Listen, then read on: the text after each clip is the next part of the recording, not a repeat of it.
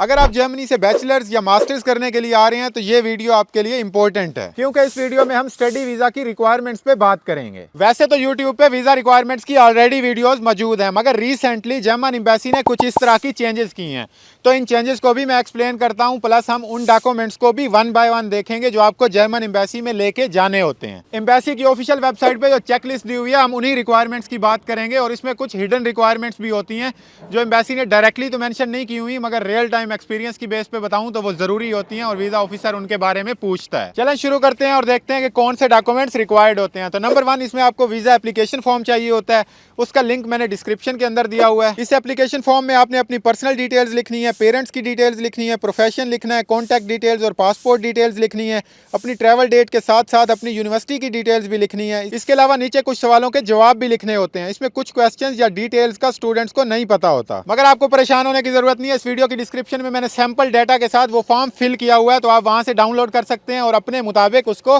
Fill कर सकते हैं। प्लस इस एप्लीकेशन फॉर्म पे एक बायोमेट्रिक पिक्चर भी चाहिए होती है, तो आप किसी भी फोटो स्टूडियो के पास जाएंगे और कहेंगे कि वीज़ा के लिए बायोमेट्रिक पिक्चर खिंचवानी है, तो उनको ऑलरेडी पता होता है और आप वहां से पिक्चर्स हासिल कर सकते हैं। ओके, जो सेकंड चीज़ आपको चाहिए होती है वो होती है पासपोर्ट की कॉपीज़। आपने सिंपली अपने पासपोर्ट के पेज 1 और पेज 2 की A4 पेज पे कॉपीज़ ले लेनी है और उसको साथ ले जाना है। और अगर अभी तक आपने पासपोर्ट भी नहीं बनवाया तो आई वुड रिकमेंड कि आप 10 साल की वैलिडिटी वाला पासपोर्ट बनवा लें, ताकि यहाँ आने के बाद भी आपको जल्दी रीन्यू ना करवाना पड़े। ओके, थर्ड चीज़ जो आपको चाहिए होती है वो होती है आईडी कार्ड की कॉपीज़। आपने अपने CNIC के फ्रंट और बैक साइड की कॉपीज़ ले लेनी है A4 पेज पे और उसको भी साथ ले जाना है।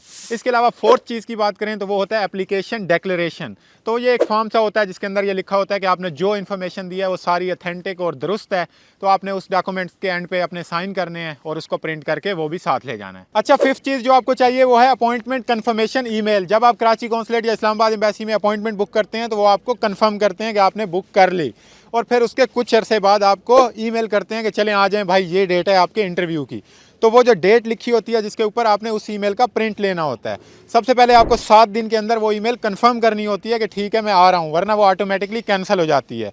तो 7 दिन के अंदर आप उसको कंफर्म करें और फिर उसका प्रिंट ले लें, और वो प्रिंट भी आपने इंटरव्यू वाले दिन साथ लेके जाना है, और उसके 2-3 प्रिंट ले लें, क्योंकि जब हम कॉन्सुलेट या एम्बेसी पहुंचते हैं तो सामने गार्ड को या एंट्री पे हमें वो दिखानी होती है कि हमारी अपॉइंटमेंट है, तो वो भी आपको साथ लेके जाना है। एम्बेसी में अपॉइंटमेंट बुक कब करनी है और उनके अंदर वेटिंग टाइम क्या है, तो इस वीडियो के अंदर मैंने शॉर्टली अपॉइंटमेंट सिस्टम को एक्सप्लेन किया हुआ है, तो ये आप देख सकते हैं। इसके अलावा 6th रिक्वायरमेंट में आपको प्रीवियस वीजा रिफ्यूजल्स की डिटेल्स देनी होती हैं। प्रीवियसली अगर आपने किसी और कंट्री के वीजा के लिए अप्लाई किया था और आपको रिजेक्शन आई थी, तो आपने रिजेक्शन लेटर प्लस एक्सप्लेनेशन जो है वो एम्बेसी में सबमिट करनी होती है। अगर आपके पास रिजेक्शन लेटर ना हो तो आप सिंपली A4 पेज पे बस एक्सप्लेन कर दें कि वीजा रिजेक्शन क्यों आई थी। फॉर एग्जाम्पल अगर हम ऑस्ट्रेलिया का केस देखें तो ऑस्ट्रेलिया से काफ़ी ज़्यादा रिजेक्शन आती हैं ड्यू टू इकोनॉमिक रीज़न या इस तरह जनरल रीजंस, तो आप लिख सकते हैं और उसका जर्मनी के वीज़ा प्रोसेस पे असर नहीं होता। काफ़ी सारे लोग जो है वो UK या ऑस्ट्रेलिया के रिजेक्शन के बाद अप्लाई करते हैं जर्मनी में, तो इट्स फाइन, लोगों को वीज़ा मिल जाता है। इसके अलावा 7th रिक्वायरमेंट की बात करें तो आपको CV सबमिट करनी होती है। वो CV जो आपने यूनिवर्सिटीज़ में दी थी वो भी आप दे सकते हैं, या फिर आप कोई और भी बना सकते हैं जो स्पेसिफिक एम्बेसी के लिए हो। वैसे इसका कोई इतना ज़्यादा किरदार नहीं होता, क्योंकि आप जॉब के लिए तो जा नहीं रहे, आप स्टडी वीज़ा के लिए जा रहे हो, मगर फिर भी आपका सारा रिकॉर्ड उसके ऊपर नजर आता है, तो आपने एक CV बनानी है और वो भी साथ ले जानी है। और 8वां डॉक्यूमेंट जो कि सबसे ज़्यादा इंपॉर्टेंट है वो है लेटर ऑफ एडमिशन। ये एक ऐसा डॉक्यूमेंट है जिसके बगैर आप इंटरव्यू नहीं दे सकते, क्योंकि इसी की बेस पे ही तो आप अप्लाई कर रहे हैं। आप जर्मनी आने के लिए, पढ़ाई करने के लिए आना चाह रहे हैं, तो लेटर ऑफ एडमिशन एक लाजमी रिक्वायरमेंट है।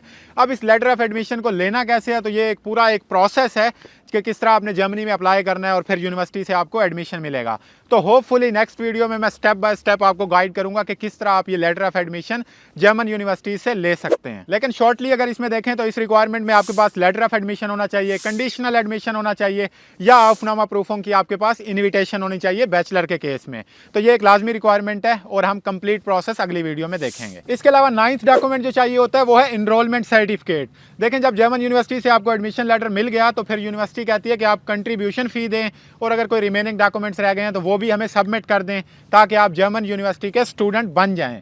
तो ये जो इनरोलमेंट सर्टिफिकेट होता है ये प्रूव होता है कि आप यूनिवर्सिटी के अंदर स्टूडेंट हैं, आपने सारी रिक्वायरमेंट्स पूरी कर ली हैं।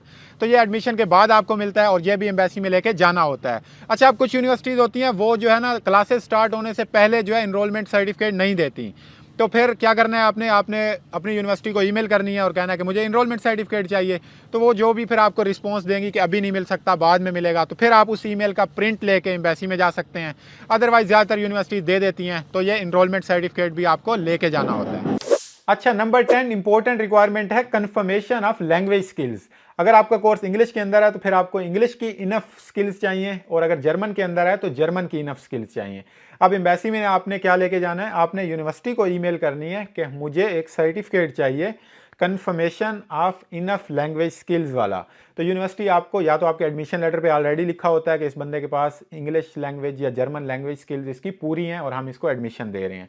अदरवाइज एक डॉक्यूमेंट होता है, तो वो यूनिवर्सिटी आपको भेजती है जिसके अंदर यही लिखा होता है कि स्किल्स इसकी पूरी हैं। अब अगर हम कुछ अर्सा पहले की बात करें तो जर्मन एम्बेसी की वेबसाइट पे जो लफ्ज़ लिखे हुए थे इंग्लिश स्टार्ट प्रोग्राम के केस में, वो थे IELTS 6.0, यानी कि पहले जो IELTS था वो एम्बेसी की रिक्वायरमेंट थी। लेकिन अभी एम्बेसी को ज़्यादा सरदर्दी नहीं लेनी शायद, तो उन्होंने जो है वो लफ्ज़ मिटा दिए हैं और उन्होंने ये लिख दिया कि confirmation of sufficient English language skills या जर्मन लैंग्वेज स्किल्स। तो इसकी रीज़न ये है कि एम्बेसी को इससे मसला नहीं है। अगर यूनिवर्सिटी आपको एडमिशन दे रही है आपकी इनफ लैंग्वेज स्किल्स पे, तो एम्बेसी भी कहती है कि भाई ठीक है। तो आइल्स यूनिवर्सिटी की रिक्वायरमेंट तो हो सकती है, लेकिन एम्बेसी की रिक्वायरमेंट्स में आइल्स नहीं लिखा हुआ। लेकिन अगर हम रियलिस्टिकली देखा जाए तो यूनिवर्सिटीज़ के अंदर जो है वो भी तो आइल्स आपसे लेती हैं। लाइक 80 to 90% यूनिवर्सिटीज़ ऐसी हैं जो इंग्लिश स्टार्ट प्रोग्राम्स में आइल्स लेती हैं।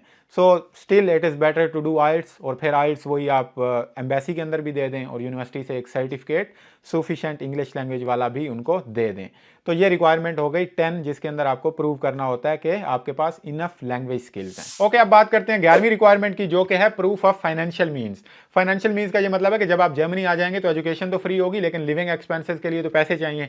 तो वो जो लिविंग एक्सपेंसेस हैं वो या तो आपको स्कॉलरशिप मिल सकता है जो आपको पैसे देता रहे, या फिर हमारा फेमसली ब्लॉक्ड अकाउंट जिसमें आपको 11,208 यूरो जमा कराने होते हैं और आने के बाद 934 यूरो पर मंथ आपको वापस मिलते रहते हैं और साल में सारे पैसे वापस मिल जाते हैं।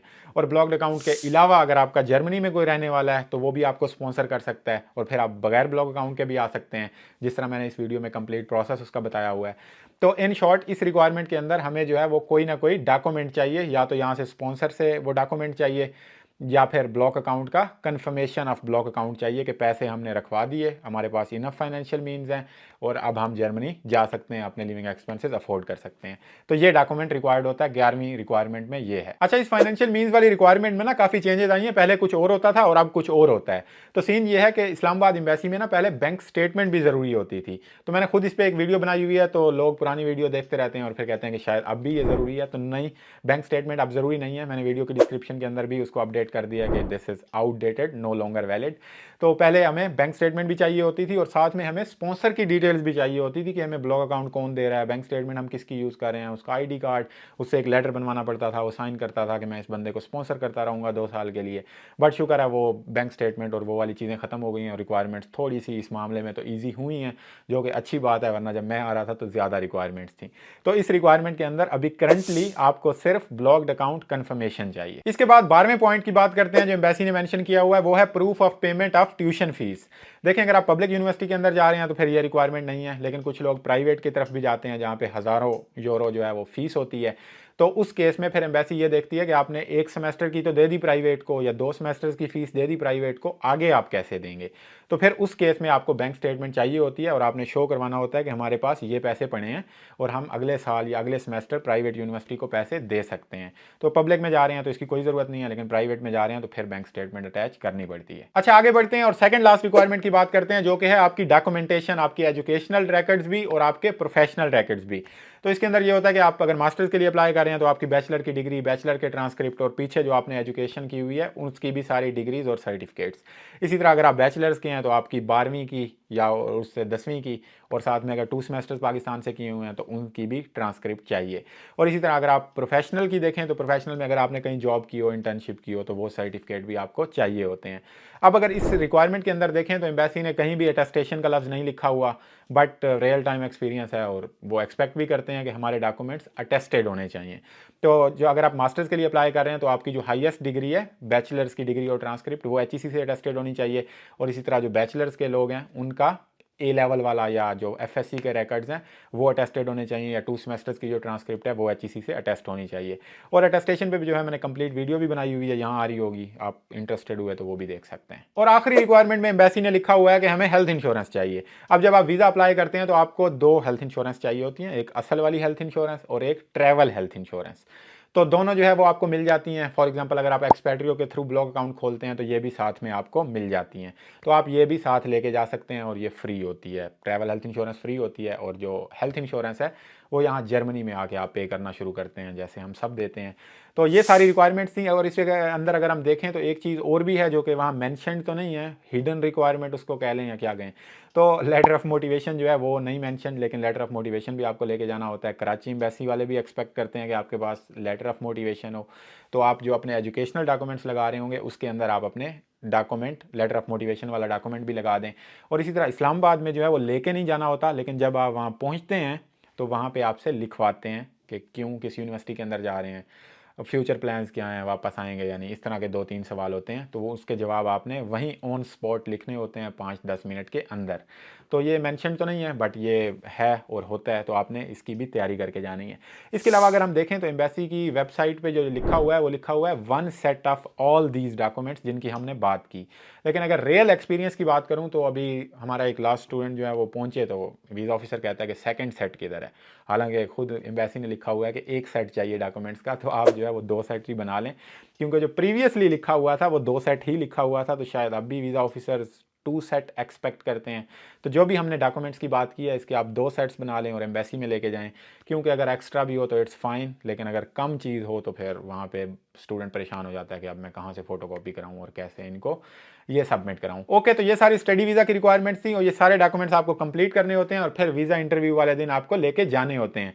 तो वीज़ा ऑफिसर आपके डॉक्यूमेंट्स को देखता है, आपकी आईडी को देखता है, आपकी शक्ल को देखता है कि हर चीज़ लेजिट है, और उसके बाद आपसे कुछ सवाल भी पूछता है। तो अब वीज़ा ऑफिसर आपसे कौन से सवाल पूछता है, तो इस वीडियो में लाइक बटन के नीचे मैंने 10 ऐसे क्वेश्चंस दिए हुए हैं, एंड आल्सो उनके मल्टीपल आंसर्स भी दिए हुए हैं कि आपको कैसे आंसर करना है।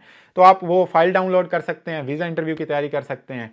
And I wish you all the best. आपका अभी इंटरव्यू हो या अगले साल हो या अगले महीनों में हो, I hope this video will be helpful.